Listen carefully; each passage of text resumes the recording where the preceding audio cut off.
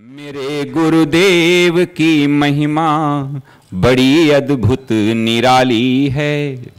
मेरे गुरुदेव की महिमा बड़ी अद्भुत निराली है भर जाती वो सब झोली जो जन्मों से ही खाली है भर जाती वो सब झोली जो जन्मों से ही खाली हैं।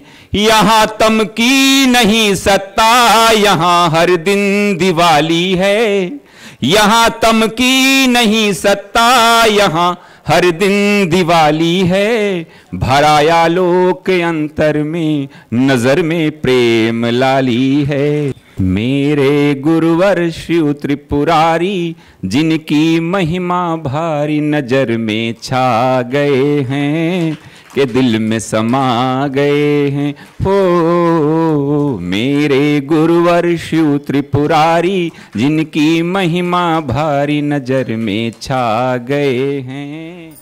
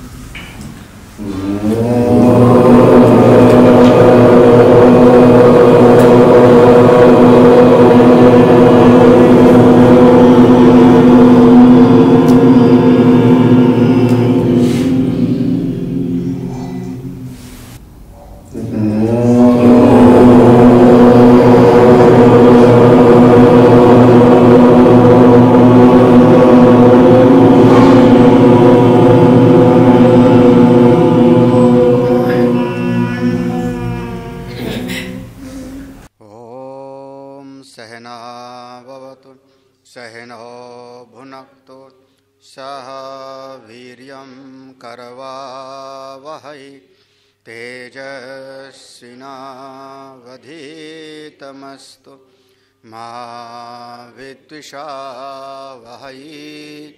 ओम शांति शांति शांति। ओम आप्यायन्तु ममाङ्गानि वाक्प्राणश्चक्षुश्रोत्रमथो बलमिन्द्रियाणि च सर्वाणि।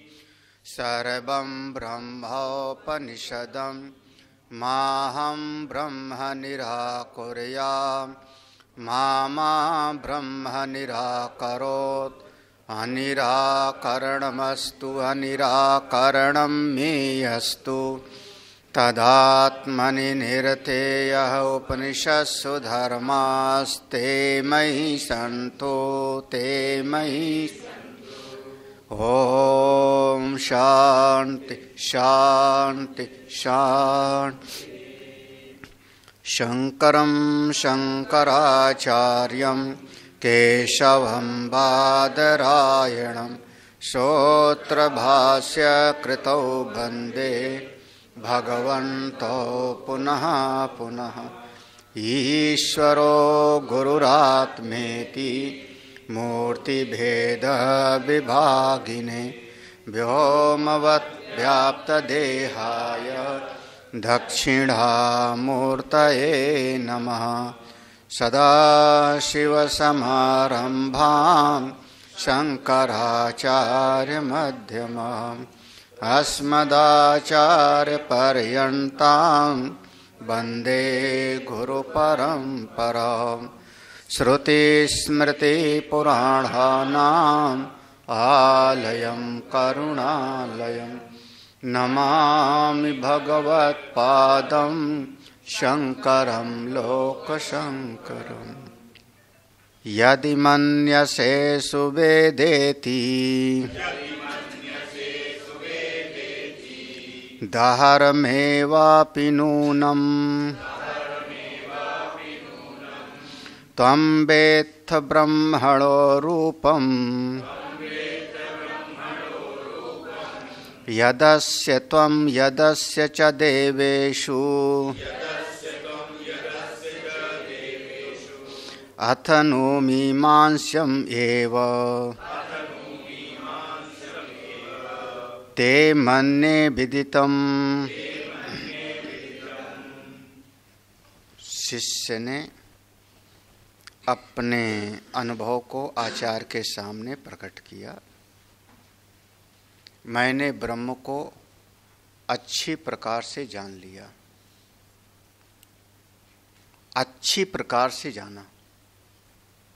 आचार्य ने ये जो सुष्ठु अच्छी प्रकार से जाना, ये जो शब्द बोला, उसी बात पर आचार्य को शंका हुई, नहीं, ये अनुभव इसका ठीक नहीं होगा, क्योंकि ब्रह्म कोई विधि क्रिया का विषय नहीं हो सकता। ब्रह्म वेद्य वस्तु नहीं है। ब्रह्म आत्मा ज्ञेय की श्रेणी में कभी नहीं आता। जिस वस्तु को कोई दूसरा अलग रह करके जानता है उसको हम कहते हैं ज्ञेय। तो जिसको जाना वो ज्ञेय, जो जानता है वो ज्ञाता, और बीच में जो संबंध बनेगा उसको हम कहते हैं ज्ञान। तो ज्ञेय कोई एक वस्तु बनेगी।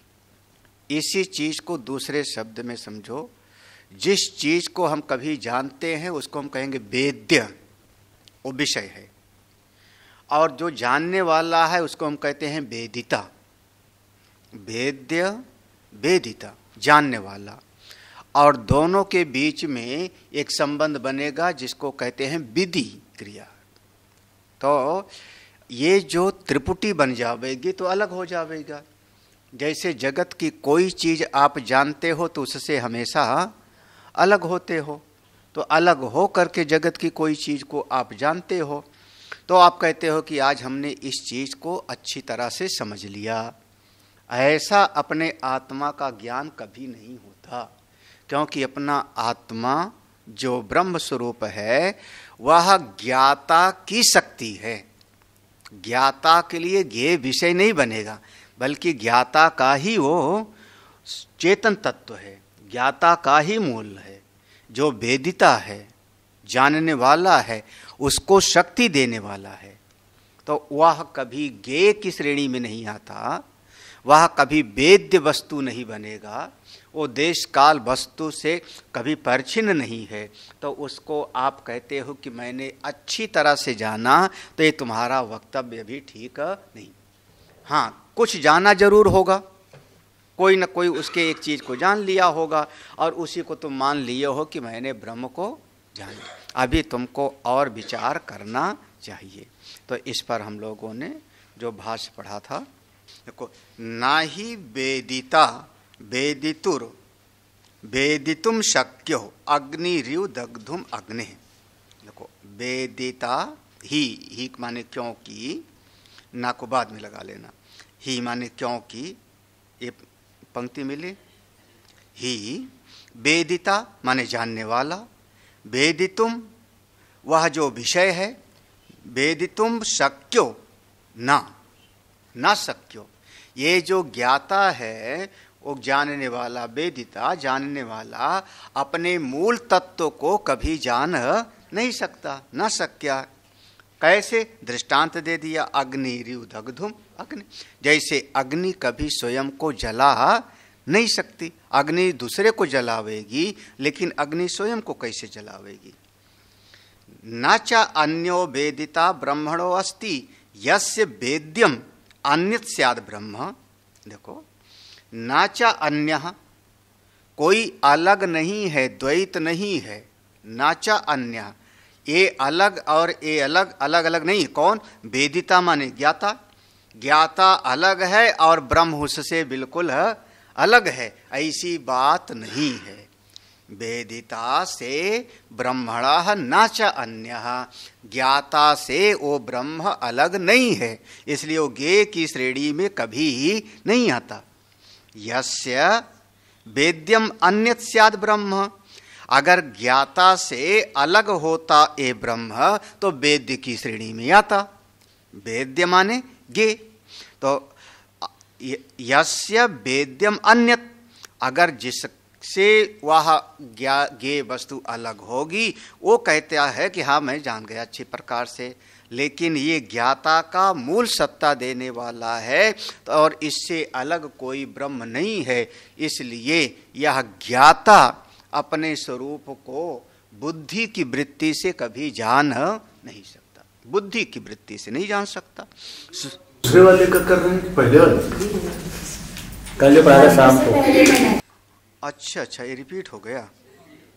अच्छा, कहाँ तक हो गया था? हाँ, अरे हमारा एक पेज इधर हो गया ना, हमारा एक पेज इधर हो गया। चलो वहीं से तो अच्छा, लोके अपि एकस्माद् गुरो शृण्वताम कश्चिद यथावत प्रतिपद्यते कश्चिद अयथावत कश्चिद विपरीतम कश्चित न प्रतिपद्यते किमु वक्तव्यम अतीन्द्रियम आत्मतत्वम। अच्छा, यहाँ तक पढ़ा दिए थे ना, आप समझ गए। लोके अपि, इस दुनिया में भी, एकस्माद् गुरु, एक ही गुरु के कई शिष्य होते हैं, एक ही गुरु से कई शिष्यों ने शृण्वताम श्रवण किया, तो कश्चिद यथावत प्रतिपद्यते, किसी ने बिल्कुल ज्यों का त्यों यथावत समझ लिया, कश्चिद अयथावत, कोई जो है ठीक से समझा ही नहीं, कश्चिद विपरीतम, कोई तो बिल्कुल ही उल्टा समझ बैठे, कश्चित न प्रतिपद्यते, और किसी को कुछ भी समझ में नहीं आया। किम वक्तव्यम, क्या कहा जावे, अतीन्द्रिय आत्मतत्व, क्योंकि यह आत्मतत्व इंद्रियों के परे।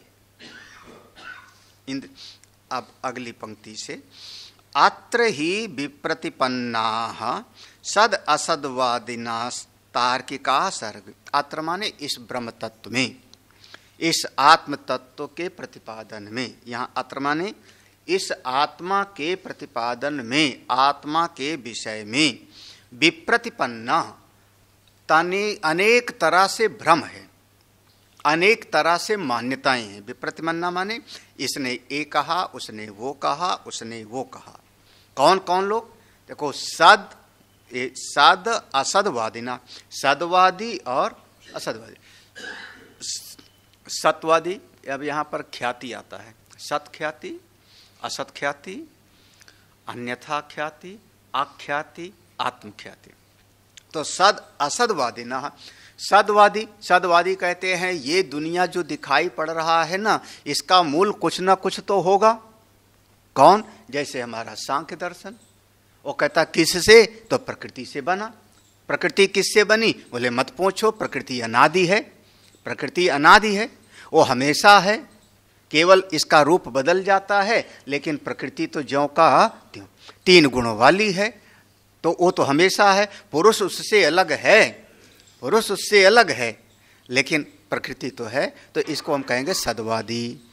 सदवादी, और पुरुष भी नित्य है और प्रकृति भी नित्य, और जितने पुरुष हैं सब अलग अलग हैं, बिल्कुल। देखो, असदवादी ना कौन? बौद्ध दर्शन, जो कहते कुछ है ही नहीं, सब झूठा है। ये देखो, सदवादी असदवादी, तार्किका न्याय दर्शन वाले, वैशेषिक। अब यहाँ देखो, न्याय, वैशेषिक, सांख्य, योग और बौद्ध दर्शन, और ये सब आ गया। तार्किका में न्याय वैशेषिक ले लो, सदवादी में आप सांख्य और योग ले लो, हाँ, और असदवादी में आप जितने नास्तिक दर्शन हैं उनको संभालो। हाँ, तो इस प्रकार से देखो, ये सब सर्वे, ये सब आत्मा के विषय में अलग अलग धारणा रखते हैं, आत्मा के विषय में इनकी अलग अलग मान्यताएं हैं, अलग अलग बात कहते। आत्मा क्या है? किसी ने कहा कि ये शरीर आत्मा है, किसी ने कहा कुछ है ही नहीं, किसी ने कहा इंद्रिय आत्मा है, किसी ने कहा प्राण आत्मा है, किसी ने कहा भीतर जो चेतन है वो आत्मा है। तो आत्मा के विषय में अनेक मत हैं। अत्र ही विप्रतिपन्ना, इस आत्म तत्व ब्रह्म तत्व के विषय में अनेकानेक मत हैं, सदवादी असदवादी तार्किक सबके।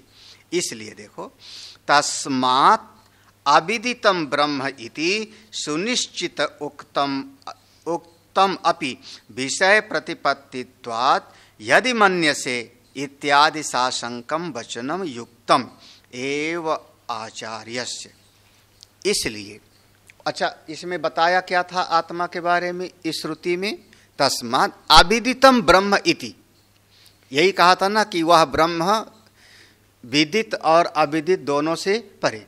अविदितम ब्रह्म इति सुनिश्चित उक्तम अपि, ये आचार परंपरा से निश्चित अर्थ यही था कि वह ब्रह्म अविदित का भी अधिष्ठान है, ज्ञान और अज्ञान दोनों का अधिष्ठान है। और इतना कहने का पर भी अविदित से अलग है, ऐसा कहने पर भी विषय प्रतिपत्वादि, इस विषय में विषय प्रतिपत्वादि माने ये बहुत कठिन है। विषम प्रतिपत्तत्वाद दुर्बोधत्वाद, ये थोड़ा मुश्किल वाला विषय है, ये आसानी से सबको समझ में नहीं आता। और उसके बाद यदि मन से इत्यादि, इसके बाद तुम ऐसा मान लेते हो कि मैंने जान लिया, तो शंका तो होनी स्वाभाविक है। भाई हम ऐसी बात है कि हमने कोई एक जगह पर,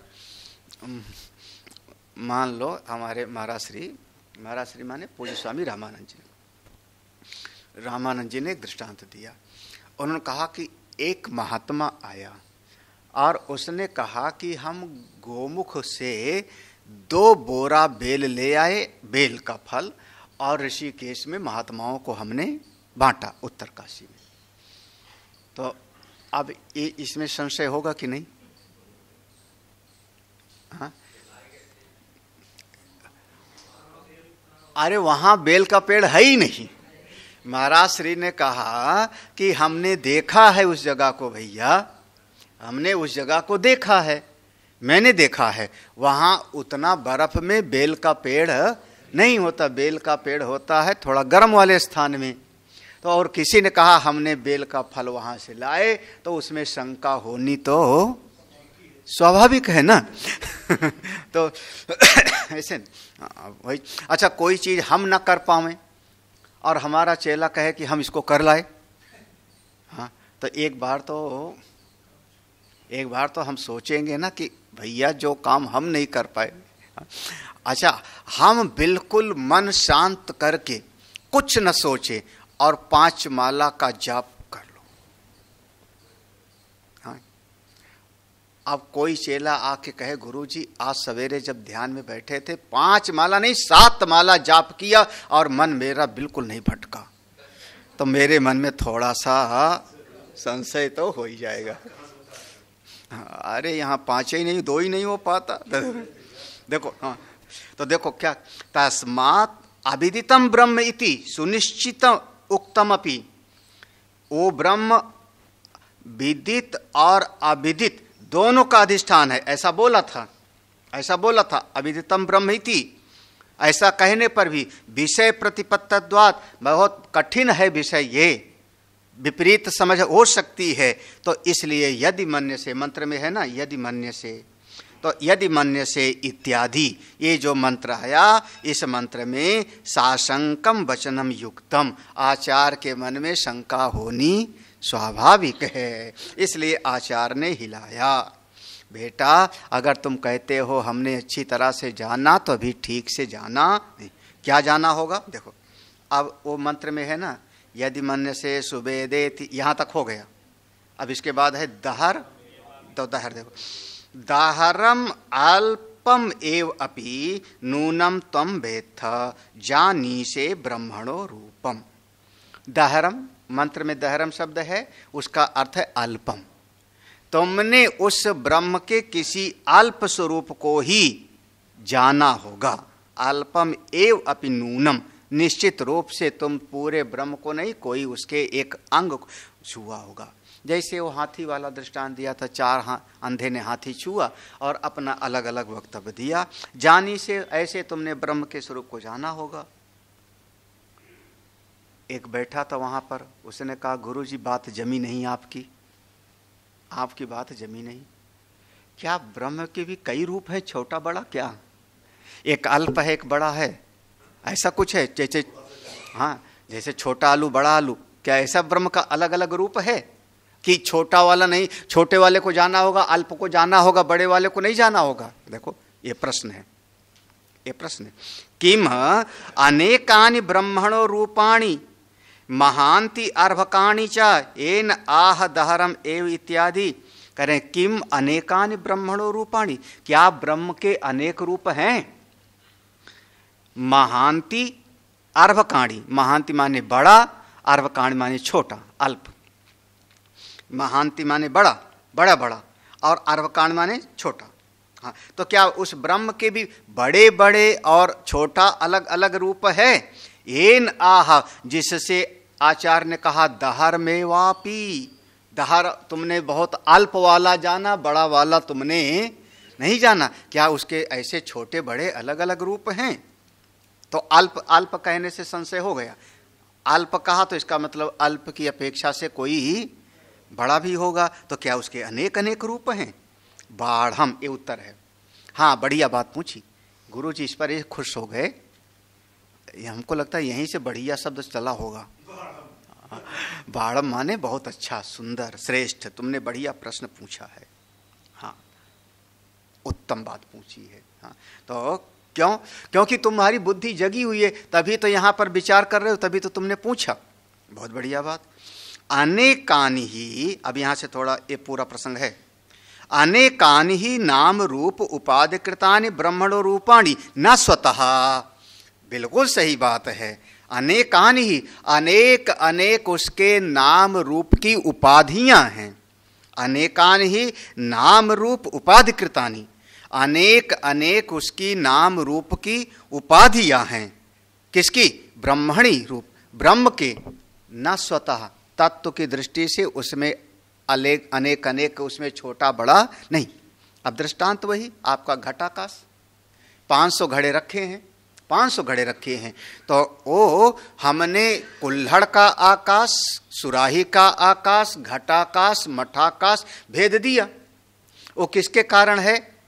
वो घट की दीवाल के कारण है, सुराही की दीवाल के कारण है, कुल्हड़ की दीवाल के कारण है। मूलतः उसके आकाश में कोई भेद नहीं।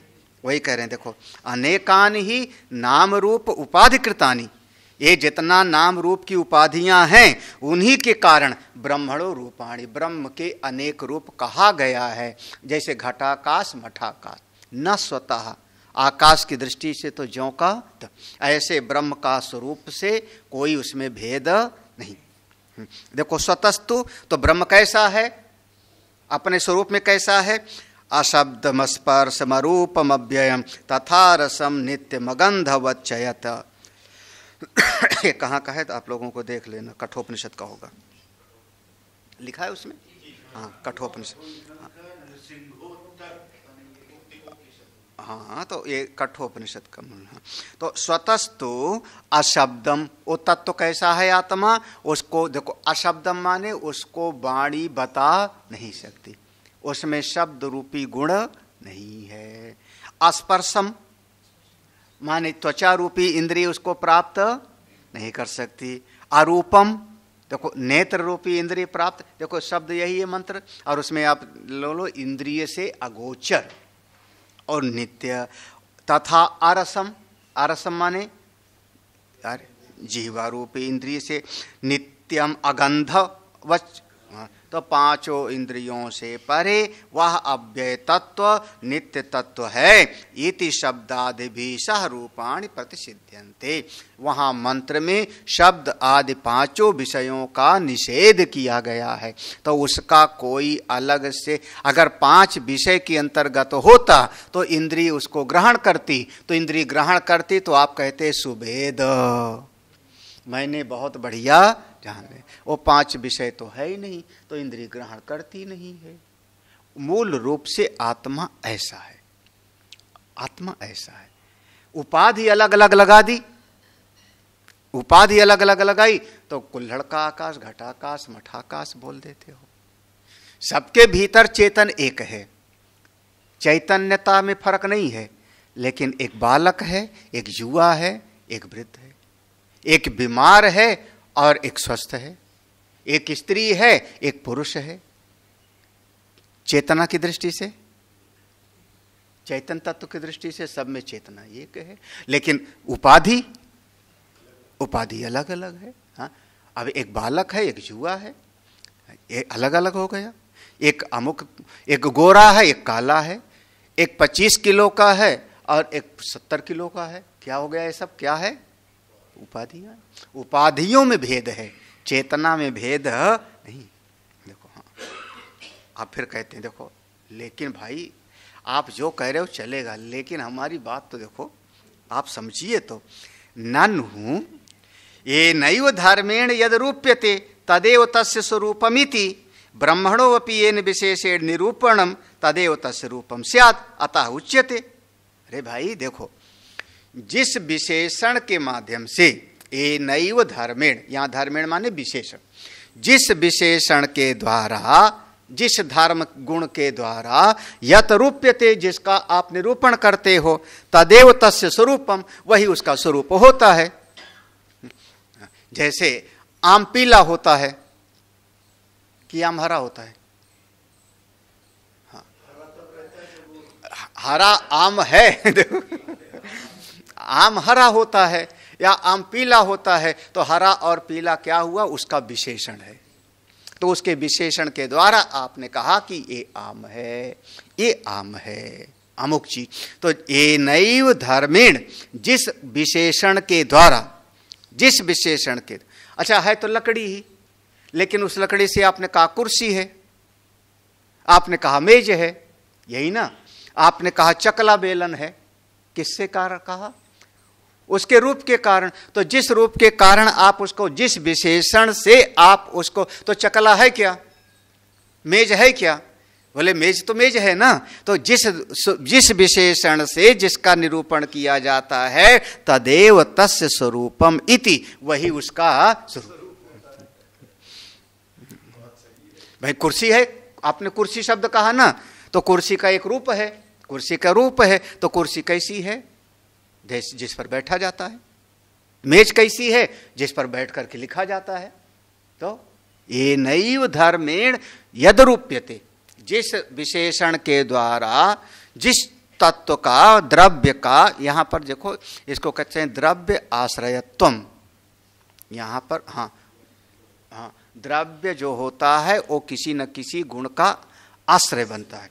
कोई गुण हमेशा जो है, कोई गुण निराश्रित नहीं होता। तो ये वहां पर आएगा न्याय दर्शन में, वैशेषिक दर्शन में, द्रव्य गुण कर्म सामान्य विशेष समवाय अभाव। तो वहां पर होगा, तो वहां पर कहेंगे द्रव्य जो है, जो विशेष है, वो विशेष कोई वस्तु नहीं है, बल्कि विशेषणों के द्वारा ही विशेष का प्रतिपादन किया जाता है। हाँ, नहीं समझ में आया? हाँ, चलो, जीवन क्या है? अच्छा, आम क्या है? मेरे मन में आम आ रहा है आज। आम क्या है? अरे उसके 4 विशेषण ले लो। पीला होता है, मिठास वाला होता है, अंदर गुठली होती है। आप सबको पीस के अलग अलग 4 कटोरी में रख दो। छिलका, गुठली, रस, ये सब 5 कटोरी, उसके जितने विशेषण हैं सब अलग अलग रख दो। और अब कहो आम क्या है? छिलका आम है, उसका रंग आम है, वो गुठली आम है। आम क्या है? तो आम एक द्रव्य है जो किसी विशेषण का आश्रय बनता है, आश्रय बनता है, किसी गुण का आश्रय बनता है, और कई गुणों का आश्रय बन करके एक द्रव्य बन जाता है। वस्त्र क्या है? कुर्ता क्या है? कुर्ता क्या है? कपास एक उसका विशेषण है, फिर रंग उसका एक विशेषण है, उसकी आकृति उसका एक विशेषण है। अच्छा, कपास अलग रख दिया, रंग अलग रख दिया, धागा अलग रख दिया, बटन अलग रख दिया, तो कुर्ता क्या है? कुर्ता, जिसको कुर्ता आप कह रहे थे, कुर्ता क्या है? कुर्ता विशेष्य है, और उसका विशेषण है कि कुर्ता गुरु जी का लाल है। कुर्ता में जो है आधी बाँ का है कि पूरी। तो देखो, जीवन क्या है? आप देखते हो, इसका नाम जीवन है। सुनते हो, इसका नाम जीवन है। चखते हो, इसका नाम जीवन है। चलते हो इसका नाम जीवन है। आपकी टांग को अलग रख दिया जावे निकाल के, हाथ को अलग निकाल के रख दिया जावे। मनुष्य क्या है? हाथ मनुष्य है कि पांव? मनुष्य क्या है? मनुष्य क्या है? आदमी किसको कह रहे हो? हाथ अलग रख दो, उंगली अलग रख दो। वो जैसे दिल्ली में 35 टुकड़ा काटा था, है ना, वो लव मैरिज का परिणाम था वो। हाँ, हमारे हिंदू धर्म की लड़की ने शादी किया, हाँ, माता पिता से, और 35 टुकड़े में काट के बांटा था। ये है ना, ऐसे था ना। तो अब 35 टुकड़ा काट दिया, तो अब उसमें जो है वो महिला क्या है? उंगली कि हाथ कि पांव? बोले सबके जोड़ का नाम था, है ना। तो वो सब अलग अलग, ये सब क्या है? विशेषण। देखो ये तो ये नानु या ए नैव धर्मेण यद रूप्यते। देखो माने जिस विशेषण के द्वारा विशेष्य का निरूपण किया जाता है, तदेव तत्स्वरूपमिति, वही उसका स्वरूप। तो ऐसे ब्रह्म का भी होना चाहिए। येन विशेषेण, देखो येन विशेषेण निरूपणम, जिस विशेषण के द्वारा उसका निरूपण हो रहा है, तदेव तस्य रूपम स्यात्, वही उसका स्वरूप होना चाहिए। जैसे कौन सा विशेषण बनाया? सत है वो, चित है वो, आनंद है वो, है ना, ये विशेषण बन रहा है। तो ये विशेषण बन रहा है तो कैसा है? वो सत्स्वरूप है। जो सत्स्वरूप है तो क्यों नहीं जाना जाएगा? तो फिर सत्स्वरूप में भी छोटा और बड़ा कहां से होगा? सत्स्वरूप तो वही से है ना। सत के द्वारा जब बताया, तो सत्स्वरूप जब बताया तो उसमें धर्म और महान और छोटा नहीं होगा। तो अभी ये प्रश्न ही है, हाँ, ये पूरा प्रश्न है ना, उसमें भी प्रश्न होगा, लंबा प्रश्न है, बिल्कुल बहुत बुद्धिमान है। हाँ, चैतन्यम पृथिव्यादीनाम अन्यतमस्य सर्वेषां विपरिणतानां वा धर्मो न भवति। हाँ देखो, पृथिव्यादीनाम, पृथ्वी से लेकर के जितने भी हैं, अन्यतमस्य, जितने भी कुछ हैं, पृथ्वी से लेकर के जितने भी कुछ हैं, कौन? सर्वेषां विपरिणताम, जितने विकार हैं, विकार माने उत्पन्न हुए हैं, पृथ्वी से लेकर के फिर क्या क्या? अरे भैया, पृथ्वी से जो है पेड़ बना, पृथ्वी से आपका जो है घड़ा बना, पृथ्वी से शरीर बना, तो ये सब विकार हो गए विपन्न। वो सब के सब उनका धर्म चैतन्य नहीं होता। चैतन्य को बाद में लाना। पृथिव्यादि नाम, पृथ्वी आदि से लेकर के अन्यतमस्य, जितने भी अन्य हैं, सर्वेषां विपर्ण, सभी विकारों का जो धर्म है वह चैतन्यम ना भवति, उसमें चैतन्य उसका धर्म नहीं है। उसी प्रकार से, अच्छा, इसी 5 महाभूतों का विकार तो इंद्रिय भी है। तो तथा श्रोत्रादीनाम अंतःकरणश्च धर्मो न भवति इति। हाँ, तथा उसी प्रकार से ये 5 महाभूत का कार्य हो गए कौन? इंद्रियां आदि, श्रोत्रादि नाम और अंतःकरण भी, तो उसका भी धर्म चैतन्यम ना भवति। यहाँ चैतन्यम को लगाओ, उसका भी धर्म चैतन्य नहीं है, वो भी क्या हो गया? जड़, वो भी जड़ है। ब्रह्मणो रूपम इति, और ब्रह्म का रूप क्या है? चैतन्य। ब्रह्म को चैतन्य कहा। ब्रह्म रूप्यते चैतन्येन, ब्रह्म को बार बार श्रुति ने कहा कि चैतन्य है। तथा च उक्तम, ये बात भी कही है वेद में, विज्ञानमानंदम ब्रह्म, वो तो ब्रह्म आनंद स्वरूप है, विज्ञान स्वरूप है, विज्ञान घन एव, वो विज्ञान घन है। घन माने, हाँ, घन माने जो है ठसा ठस, हाँ, ठसा ठस, ओतप्रोत है, विज्ञान घन है, जिसके अंदर आप किसी चीज का, जैसे आकाश खाली जगह घन है, हाँ, जैसे कोई एक लोहा है, लोहे की निहाई है, लोहे की निहाई है, उसके अंदर आप सुई घुसा के दिखाओ तो उसके अंदर जरा भी, लोहे से निहाई के अंदर थोड़ा है, इसलिए उसमें अगर बहुत जोरों से ठोकोगे तो कुछ न कुछ उसमें है चल, क्योंकि उसके अंदर स्पेस है, उसके अंदर कुछ और है, उसके अंदर जल तत्व है थोड़ा सा, नहीं तो भस्म हो जाता। लेकिन ऐसा पूरा ठोस है तो उसको कहें विज्ञान घन एव सत्यम ज्ञान मनंतम। देखो वो कैसा है? सत्य ज्ञान अनंत। कौन? तैत्तिरीय श्रुति कह रही, प्रज्ञानम ब्रह्म इति चा ब्रह्मणो रूपम निर्दिष्टम श्रुति। ऐसा सब का सब श्रुतियों में ब्रह्म के स्वरूप का वर्णन किया गया है। श्रुतियों में ये सब का सब। यहां तक तो प्रश्न था, शायद यहां दिखा होगा, है ना? क्या लिखा है तुम लोगों? इसके बाद जो है, इसके बाद समाधान है कि नहीं वहाँ? हाँ, यहाँ इसके बाद सिद्धांत लिखा होना चाहिए। यहाँ तक प्रश्न था उसका प्रश्न पूछने वाले का ये प्रश्न समझना।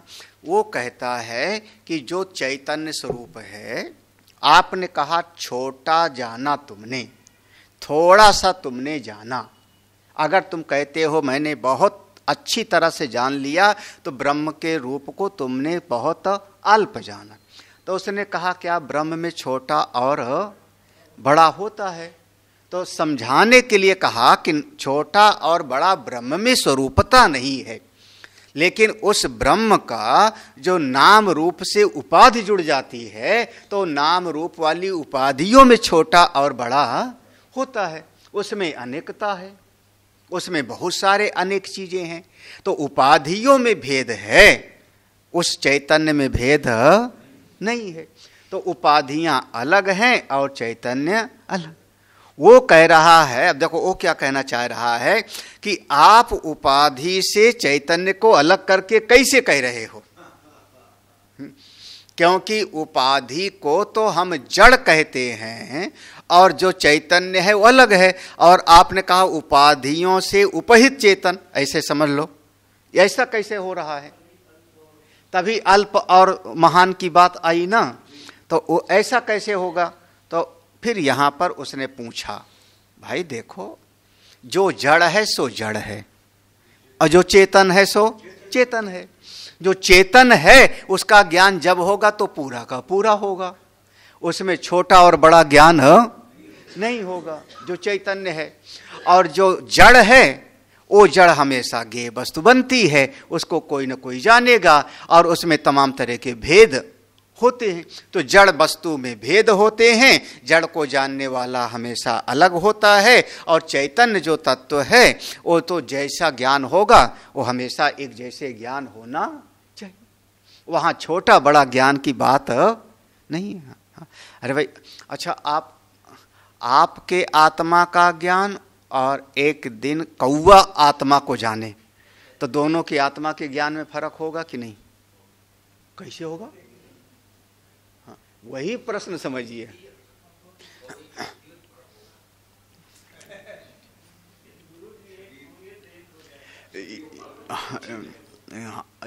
यही प्रश्न है, खास करके आप उस प्रश्न को समझो। भाई देखो, इस जगत में चैतन्य का जब ज्ञान होगा तो वहां छोटा बड़ा नहीं, सबको बराबर ज्ञान होगा। अच्छा चलो, कौवे की सुषुप्ति और हमारी सुषुप्ति में कितना फर्क है? कौवा भी सोता होगा, हम भी सोते हैं। हाँ, सुषुप्ति में फर्क है। गहरी निद्रा में मैं सो गया, गहरी निद्रा में चूहिया सो गई, घूम रही है अभी एक। हाँ? तो गहरी निद्रा में हम भी सो गए, एक क्षुद्र जीव भी सो गया, उसमें कोई फर्क। तो ये सुषुप्ति का भी जो अधिष्ठान है उसमें फर्क कैसे होगा? हाँ, वो वस्तुतंत्र है। तो जैसा ज्ञान होगा हमेशा सबको बराबर ज्ञान होगा। जब ज्ञान होगा तो सबको बराबर होगा। जब आप कहोगे कि मैंने बहुत अच्छी तरह से जान लिया, तो बहुत अच्छी तरह से जान लिया तो तुमने कोई ना कोई ज्ञेय बना लिया। हाँ, तो बहुत अच्छी तरह से जाना यानी उसको एक वेद ज्ञेय वस्तु बना लिया। लेकिन सुषुप्ति में आज कह दो कि चलो आज सुषुप्ति को आपने बहुत अच्छी तरह जाना, सुषुप्ति को बहुत अच्छी तरह कैसे जानोगे? क्योंकि उस समय जो जानने वाली बुद्धि थी वो सो गई थी, है ना। तो बुद्धि का विषय है ही नहीं, तो बहुत अच्छी तरह से कैसे जानोगे? लेकिन फिर भी सुषुप्ति का अनुभव हमको है। सुषुप्ति को मैं जानता हूं, कैसे? अनुभव करके। लेकिन सुषुप्ति को बुद्धि के द्वारा मैं नहीं जानता। बिल्कुल उसी बात को समझो।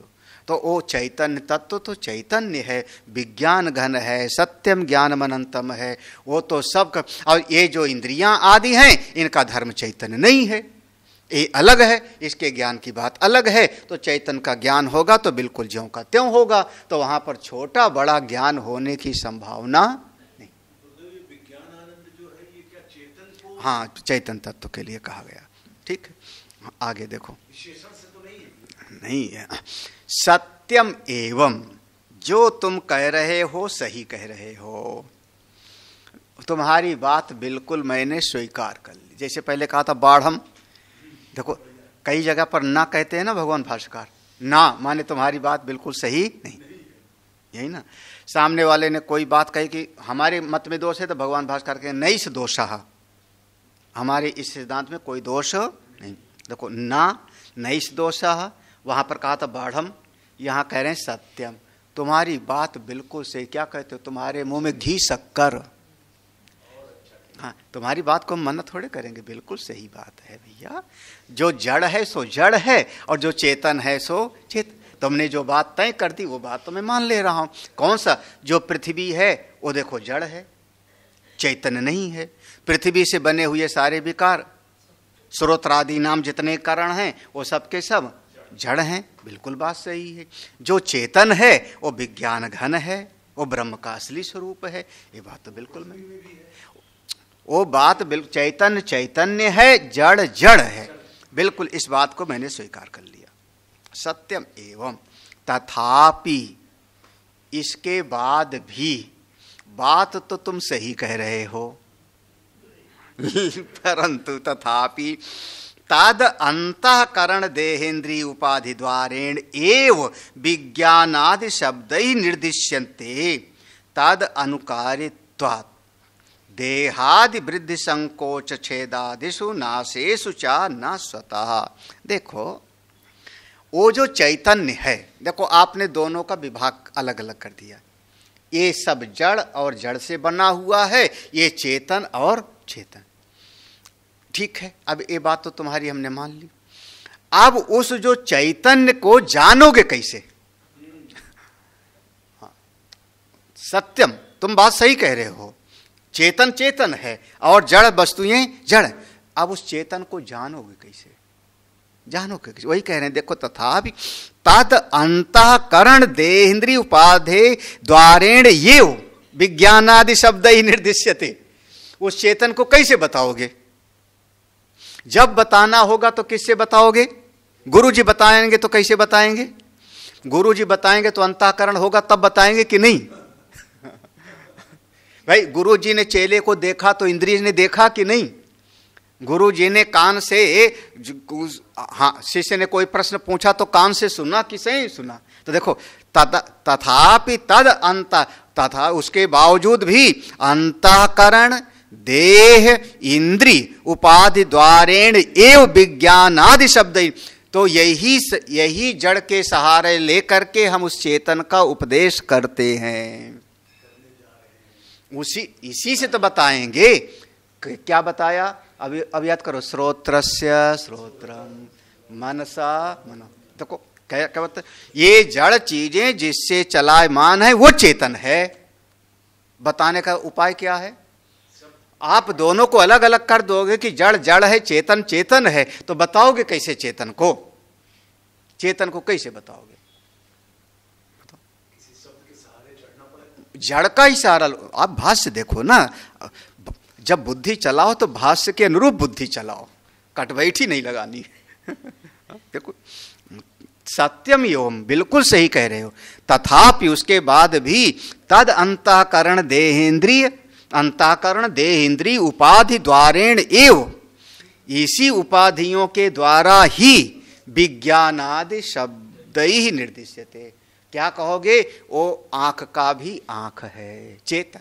आंख ये जड़ है और वो चेतन तत्व है, इसमें जो देखने की शक्ति। क्यों?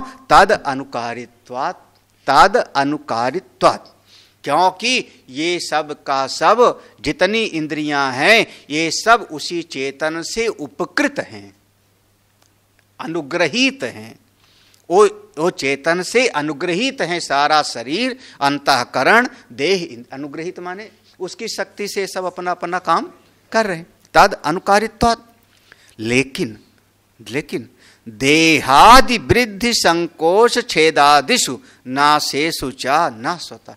अब भाई देखो, आपने तो बता दिया कि आंख में जो देखने की शक्ति है उसी की है, तो एक दिन आंख फूट गई तो फिर चेतन फूट गया, है ना। घड़ा फूट गया तो आकाश भी फूट गया, नहीं घड़ा फूट गया तो आकाश भी फूट गया। बोले उसके देखो वही चीज, देहादि ये शरीर के बढ़ने, वृद्धि, संकोच, संकोच माने इसका क्षय हुआ, उच्छेद, नाश हो गया, इन सब से काट दिया। उच्छेद माने किसी ने काट दिया गर्दन को। इन सब के इसके नाश होने से शरीर उपाधि का नाश होता है, उस चेतन आत्मा का नाश नहीं। घड़े के टूटने से, कुल्हड़ के टूटने से आकाश का नाश कभी नहीं। लेकिन कई लोग तो ऐसे होते हैं, मोबाइल टूट गया तो कहते हैं दिल टूट गया। हाँ, मोबाइल के टूटने से दिल कैसे टूट गया? मोबाइल के टूटने से दिल कैसे टूटा? मोबाइल तो बाहर होता है, मोबाइल बाहर होता है, मोबाइल जड़ है, तुम चेतन हो। बचपन में मोबाइल चलता ही नहीं था, बिना मोबाइल के भी जीवन होता था। तो आज मोबाइल मिला, एक दिन आपको उसका संयोग हुआ और एक दिन मोबाइल टूट गया, तो आप क्यों टूट गए? हाँ, अच्छा अब आगे कहूँगा। अभी तो मैंने मोबाइल ही नाम लिया है। भाई 25 साल तक तो आप अकेले मौज करते थे। हाँ, लिए साइकिल, कॉलेज में पढ़ते थे, तब तक तो कोई नहीं। उसके बाद हो गई शादी। अब जिससे शादी हुई वो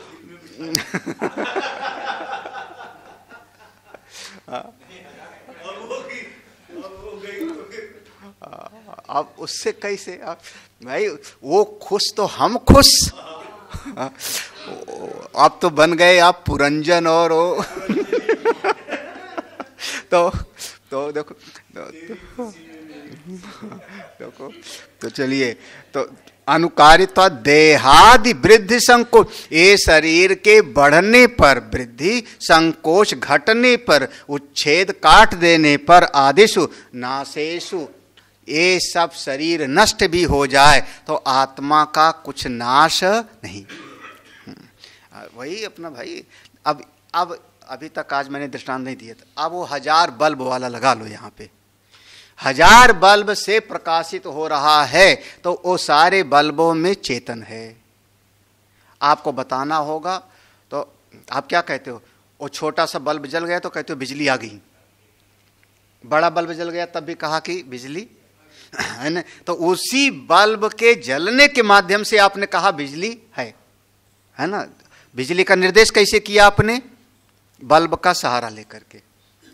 और वो बल्ब आपने पावर वाला लगाया या कम पावर वाला लगाया, या टूट गया या फूट गया, तो बिजली का कोई नाश नहीं हुआ। नाशे सुचा ना स्वतः। अच्छा, स्वतः कैसा है? स्वतः तू अभिज्ञातम विजानताम विज्ञातम अभिजानताम इति स्थितम भविष्यति। भविष्यत माने आगे। देखो, जो स्वतः है आत्मा वो कैसा है? अभिज्ञातम विजानताम। जो विजानताम, जिसने कहा कि जो अभिज्ञातम माने जो जान गया, जो जान गया, वो कहता है अभिज्ञातम अभी हमने ठीक से जाना नहीं।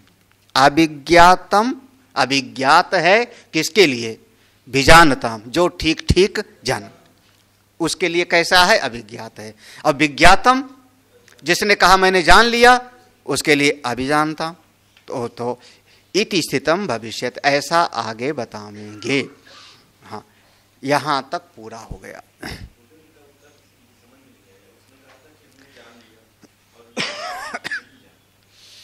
उसका मूल प्रश्न वहां था, प्रश्न यहां पर था कि जो ज्ञान में कहा गुरु जी ने कि तुमने अल्प जाना, अल्प जाना, थोड़ा सा जाना, तो उस ब्रह्म में अल्प और महान होता है क्या? ब्रह्म में कोई छोटा बड़ा होता है क्या? तो आचार्य ने उत्तर दिया, उस ब्रह्म में स्वरूप से छोटा बड़ा नहीं होता। वो कैसा है छोटा बड़ा? उपाधिकृत है, वो उपाधियों के कारण है, जैसे घट आदि का, जैसे बल्ब आदि का उपाधियों के कारण है। तब उसने फिर प्रश्न मूल किया कि जो उपाधियां हैं वो तो जड़ होती हैं, उपाधियां जितनी होती हैं वो जड़ होती हैं। पृथ्वी भी एक उपाधि है, वो चैतन्य नहीं है। तो पृथ्वी से बना हुआ जितने विकार हैं वो भी जड़ हैं, वो उनका धर्म चैतन्य नहीं है, उनका धर्म चैतन्य नहीं। और हमारा कहना क्या है कि जिस विशेषण से किसी चीज का आप निर्देश करते हो वो उसी का स्वरूप होना चाहिए। विशेषण विशेष का संबंध हम मान के चलते हैं। वो कह रहा है मैं विशेषण विशेष का संबंध मान के चलता हूं, तो जिस विशेषण से आप बताओगे उसका वही स्वरूप होना चाहिए। तो पृथ्वी आदि जितनी है ये सब हैं जड़, ये सब जड़ हैं, इनको उनके जड़ के विशेषण से बताया जाता है। और जो चैतन्य है वो चैतन्य का स्वरूप है विज्ञान घन, सत्यम ज्ञानम अनंतम ब्रह्म, उसका वो स्वरूप है। तो उसके स्वरूप का जब ज्ञान होगा तो उसमें छोटा बड़ा होना उचित नहीं, ये है उसका कहना। ठीक है, ठीक है। तो उत्तर ये है कि छोटा बड़ा उसमें नहीं होता, छोटा बड़ा नहीं होता। इसलिए भास्कर का सत्यम एवं, ये जो तुम कह रहे हो बिल्कुल सही कह रहे हो, लेकिन अब उस चैतन्य को आप बिना जड़ का सहारा लिए बताओगे कैसे? तद अनुकारित्व, उस चैतन्य तत्व का आप बिना जड़ का सहारा लिए आप उपदेश देके बताओ। हाँ, जब भी आप उसका उपदेश करोगे, आचार्य उसको बतावेंगे, तो किसी न किसी उपाधि का आश्रय तो ले, और वो उपाधि हमेशा होगी जड़, उपाधि का आश्रय लेना होगा, उपाधि होती है जड़। तो ये जितना छोटा और बड़ा का भेद हमने कहा था, श्रुति ने कहा था, वो उपाधिकृत है, उपाधिकृत है, स्वतः उसमें छोटे बड़े का कोई भेद नहीं है। और ये जो उपाधियां हैं, उपाधियों के घटने बढ़ने कटने पिटने से उस चैतन्य का कोई फर्क नहीं पड़ता। ये पूरा सिद्धांत है। उसको बिना जड़ का सहारा, अब सत्संग सुन रहे हो तो जड़ शरीर बैठा है ना, अब कह दो कि नहीं चेतन को सुनाओ, तो चेतन को कौन सुनावेगा? हाँ, तो जब जाना होगा तो उपाधि के द्वारा ही जाना होगा। यही तो उपाधि के द्वारा जानेगा तो पूरा का पूरा जानेगा नहीं, विधि क्रिया नहीं होगी, विधि क्रिया नहीं होगी तो अच्छी प्रकार से जाना, यही समस्या हो जाएगी। हाँ, तो अच्छी प्रकार से कैसे जानोगे? क्योंकि उपाधि से कैसे जान? बुद्धि है जड़, बुद्धि है उपाधि। अरे भाई 100 वाट का बल्ब बिजली को जान लिया, आज घोषणा कर दिया 4000 वाट के बल्ब ने, आज हमने बिजली को जान लिया, तो कैसे जानेगा? हाँ, लेकिन उसी की शक्ति से वो चलायमान है। तो ऐसे आपकी बुद्धि मन आदि है, बिल्कुल उसी प्रकार से इसी के सहारे बताना है, और इससे उसको बताया भी नहीं जा सकता। अकथ, ये अकथ कहानी है, अकथ, हाँ, अकथ कहानी समुझत बने ना जाय कहानी। हाँ, ऐसे है। अगला देखो, अब अगला देखो, यदस्य ब्रह्मणो रूपम इति पूर्वेण संबंध। हाँ देखो, ऐसा है ना, भूल गए आप लोग, ये शास्त्रार्थ में तो भूल गए कहाँ से चर्चा हो रही थी, तो मंत्र भूल गए होंगे शायद। यदि मन्यसे सुवेदेति नूनम दहर में वापि त्वम, तो उसके बाद तक क्या था? यदस्य, भूल न मत जाओ, देखो याद दिला रहे, यदस्य ब्रह्मणो रूपम, वो जो ब्रह्म का रूप तुमने देखा, इति पूर्वेण संबंधा, वो मंत्र से ले आओ। और पूर्वेण जो शिष्य कह रहा है कि मैंने अनुभव किया था, मैंने अच्छी उसको। तो रूपम, यहाँ पर रूपम के बाद में त्वम वेत्थ शब्द है क्या उसमें? हाँ, रूपम इति है ना, तो वहाँ पर हाँ समझने के लिए आप लगा समझने के लिए काटा पीटा मत करना, चाहे तो अपना अलग से। त्वम वेत्थ वहाँ मंत्र में था एक जगह पर, त्वम वेत्थ है मंत्र। हाँ, तो यदस्य ब्रह्मणो रूपम त्वम वेत्थ इति पूर्वेण संबंधा। जो तुमने ये ब्रह्म का रूप देखा और आकर के जोर से घोषणा किया कि मैंने ब्रह्म को अच्छी तरह जान लिया, तो वो कौन सा है? तो कह रहे हैं न केवलम आध्यात्म उपाधि परछिन्नस्य अस्य ब्रह्मणो रूपम त्वम अल्पम वेत्थ यद्यपि अधिदैवत उपाधि परछिन्नस्य अस्य ब्रह्मणो रूपम देवेषु वेत्थ त्वम तदपि नूनम दहरम एव वेत्थ इति मन्ये अहम। देखो, न केवलम, केवल इतना ही नहीं, क्या? अध्यात्म उपाधि परछिन्नस्य, अध्यात्म उपाधि परछिन्नस्य माने स्वदेह परछिन्न, अपना शरीर उपहित चेतन।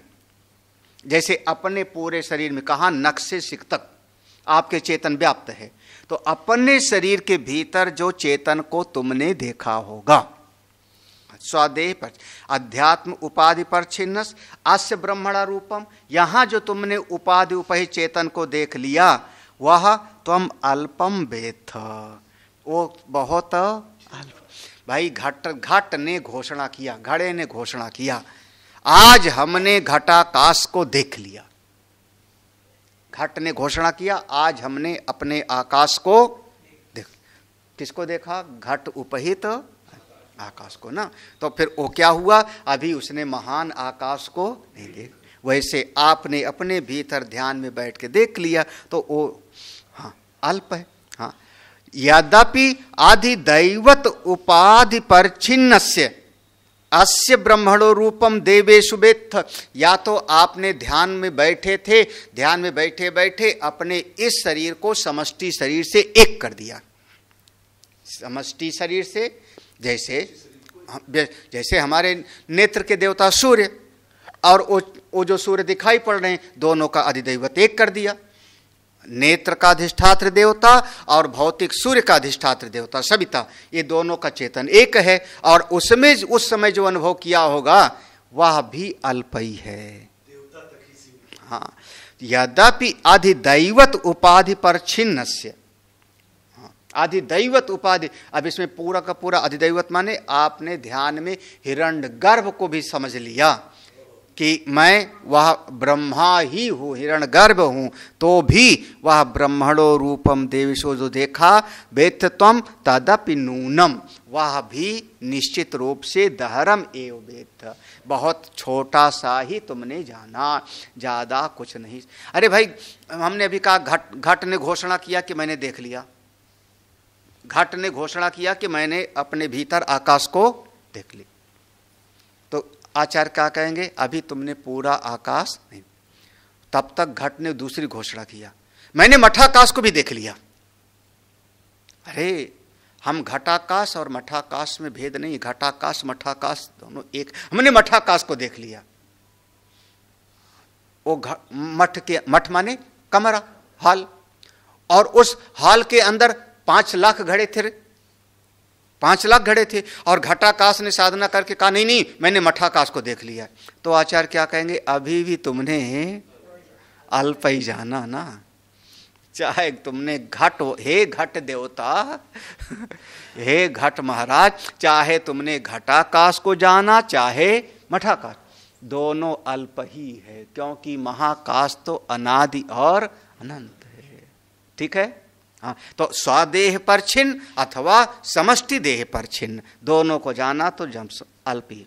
हाँ, यत अध्यात्मम यत अधिदैवम तदपि च देवेषु उपाधि परछिन्नत्वाद दहरत्वाद न निवर्तते। यत अध्यात्मम, आपने जो अपने भीतर देखा, यत अधिदैवतम, जो अधिदैवत दृष्टि से देखा, तदपि वो भी दोनों, देवेशु अपना भी और देवताओं का भी, उपाधि परिच्छिन्नत्वात्, चूंकि किसी न किसी उपाधि से परिच्छिन्न को देखा, तो दहरत्वात्, तो अल्प की बात फिर कभी वह मिट नहीं सकती। भाई चाहे घट ने देखा चाहे मठ ने देखा, तो मठ की दीवार वही उपाधि परछिन्न अथवा घड़े की दीवार से परछिन्न, उसी को जाना, तो इसमें अल्पत्व का कभी निराकरण नहीं, ये तो अल्प ही होगा, चाहे ये देखो चाहे वो देखो, उसमें क्या। एक अरे आप भी मनुष्य हो और अमेरिका का राष्ट्रपति वो भी नहीं, वो मनुष्य नहीं होगा, कुछ और होगा, हाँ? तो आप भी मनुष्य, वो भी मनुष्य हो, बस। और जब अच्छा चाहे एक छोटा भिखारी आदमी मरे और चाहे सम्राट मरे, तो आखिर में करेंगे क्या दोनों का? कहाँ लिटाएंगे?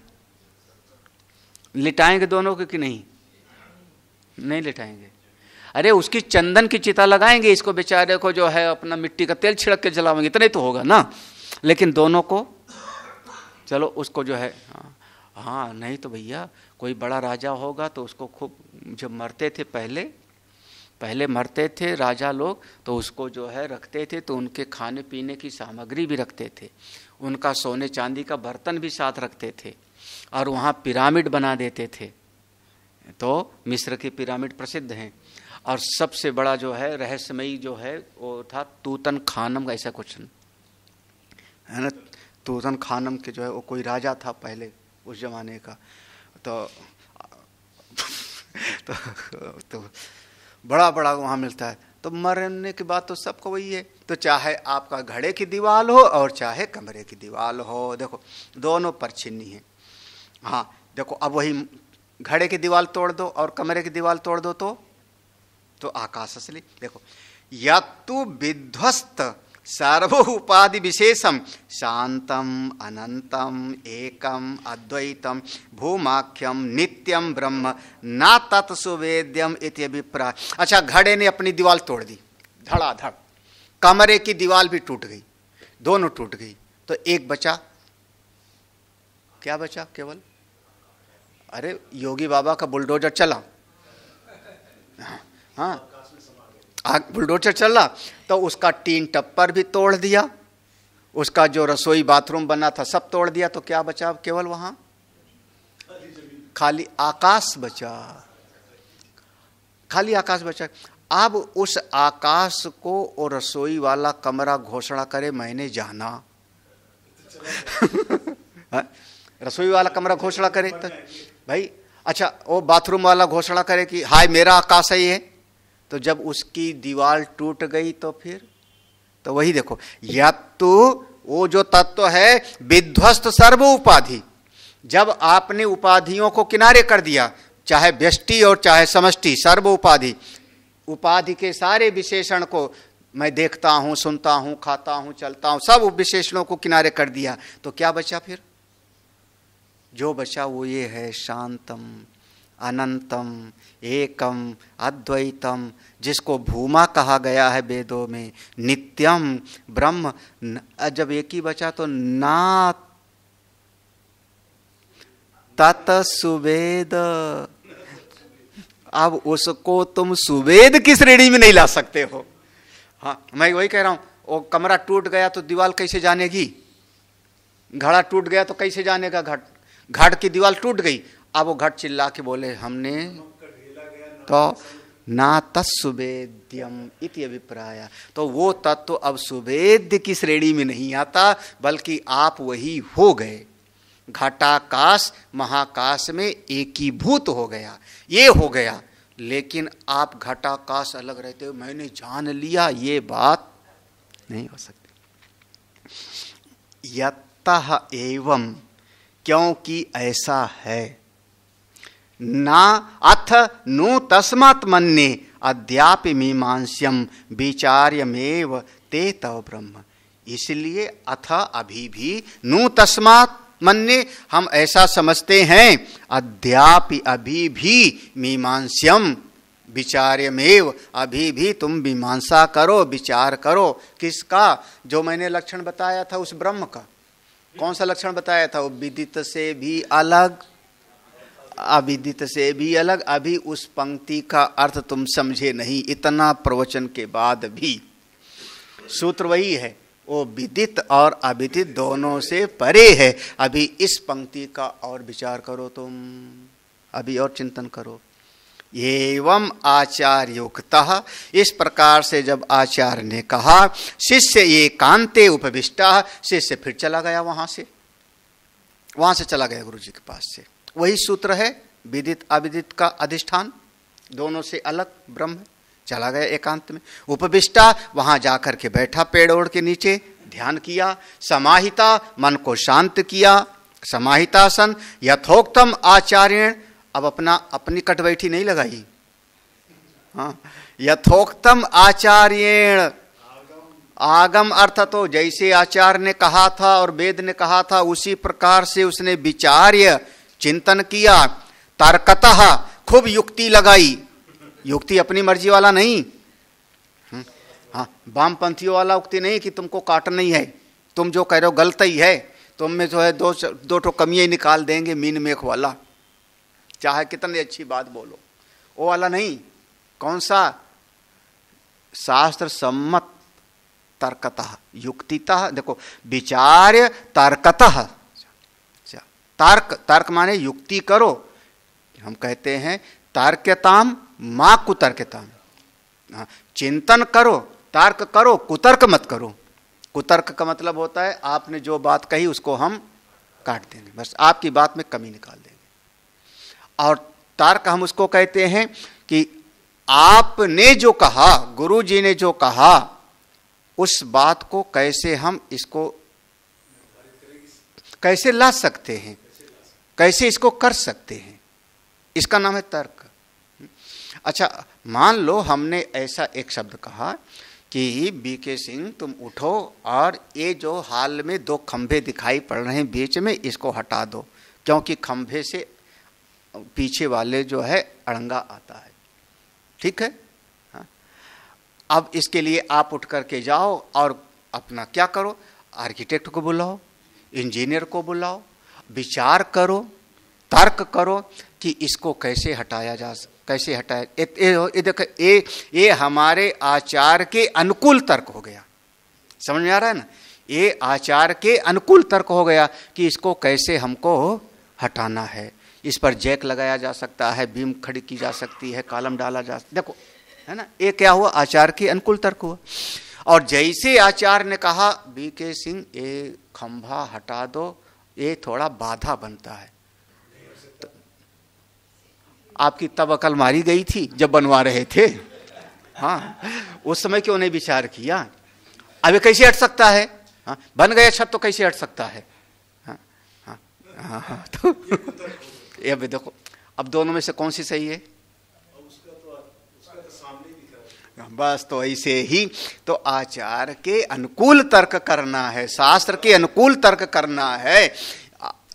और दूसरे को गलत सिद्ध करने के लिए जब आप तर्क करते हो तो आपको दुख देता है जीवन। बस यही चीज है ना। हाँ, भाई हमने कह दिया कि जलेबी बनाओ, अब आप तर्क करो, सीखो। हाँ, यूट्यूब से सीखो कैसे बनेगा, मैदे से बनता है कि आटे से बनता है, विचार करो। इसी का नाम है विचार्य। तर्क करो, रात में भिगोएं कि सवेरे खाने का सोडा ज्यादा मिला दे भाई। हाँ, ये सब देखो, विचार करो, तर्क करो। अकल मारी गई है गुरुजी आपकी, इतनी सर्दी में अब तुमको जलेबी बना के खिलाऊं।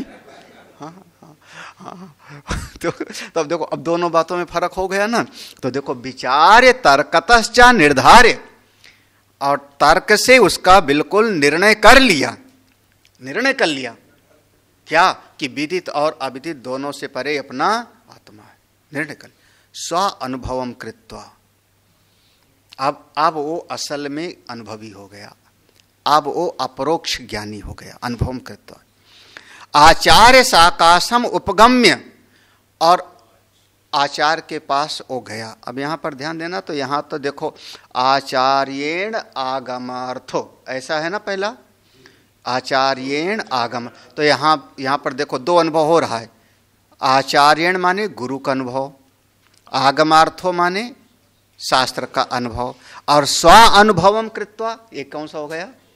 अपना अनुभव। ये तीन अनुभव एक होना चाहिए, ये तीन अनुभव, आचार्य का अनुभव, शास्त्र का अनुभव और अनुभव। जब तीनों एक हो जाए तब समझना कि आप ज्ञानी हो गए। और तीनों में कोई गड़बड़ी है तो आपका अनुभव गलत भी हो सकता है। साधक का अनुभव तो अनेक बार गलत होता है। हाँ, आचार्य साकाशम उपगम्य, आचार्य के पास जाके ओ शिष्य ने अब घोषणा किया, मन्येऽहम् मन्येऽहम् अथ इदानीं विदितम ब्रह्म इति। अब हमने समझ लिया, मैंने ब्रह्म को अब जान लिया। कथमिति, कैसे जाने बेटा, कैसे जाने? तो ओ शिष्य गुरु जी को नहीं कहता, श्रृणुता, तो सुनो कैसे। ओ शिष्य का अब गुरु जी नहीं कहता, बल्कि गुरु जी जहां बैठे हैं वहीं 10-15 चेला भी बैठे हैं, और 10-15 शिष्यों में भी सब समझते मैं जान रहा हूं, मैं जान रहा हूं।